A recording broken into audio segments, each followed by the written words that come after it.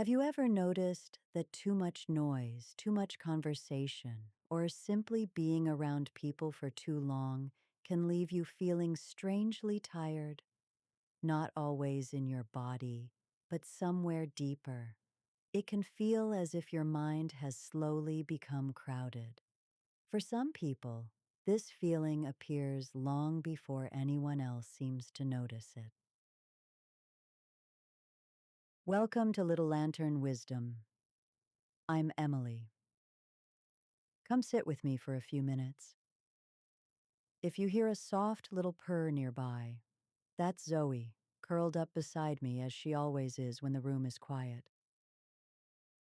Tonight, I'd like to talk about something many quiet people experience, but often struggle to explain: the deep need for alone time.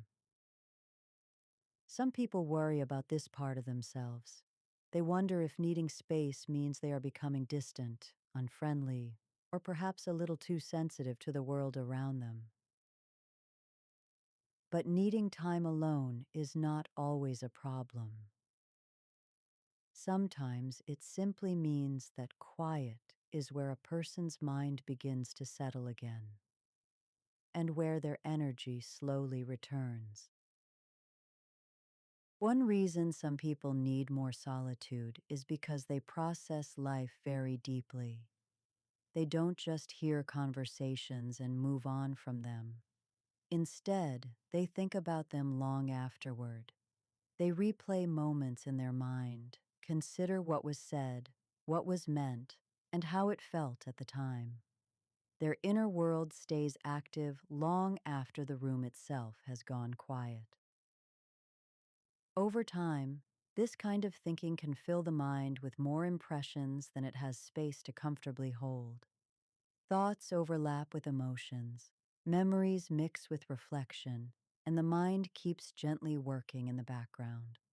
When that happens, the mind begins to ask for something very simple: quiet. Another reason some people need more time alone is because they are naturally sensitive to the emotional atmosphere around them.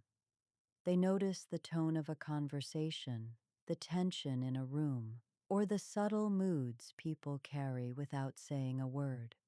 Even ordinary social settings can require a surprising amount of emotional awareness for someone like this. This sensitivity can be a beautiful quality. It often makes a person thoughtful, perceptive, and compassionate toward others.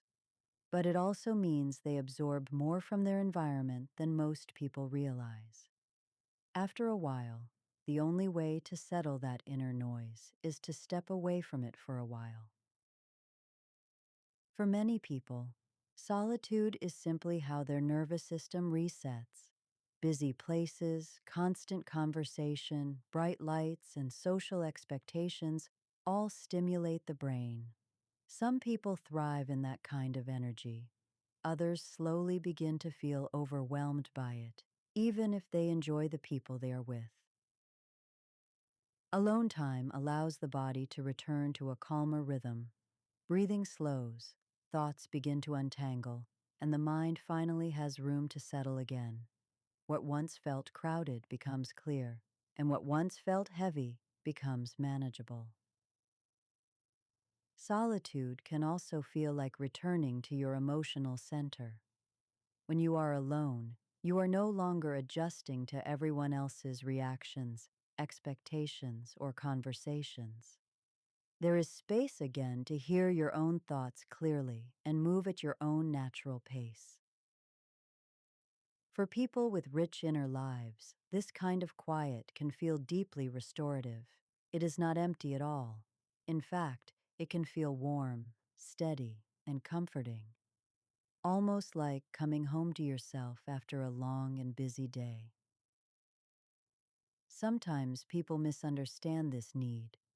They assume that someone who spends a lot of time alone must dislike others or be pulling away from the world. But very often the opposite is true. Many thoughtful people enjoy connection deeply. They simply need space between those connections in order to recharge. Solitude is not rejection, it is recovery. So if you find yourself needing more alone time than others, it may not mean that something is wrong with you. It may simply mean that quiet is where your mind becomes clear again, where your emotions settle, and where your energy slowly returns. Sometimes solitude is not loneliness at all. Sometimes it is simply peace. Until next time, I'll leave the lantern lit for you.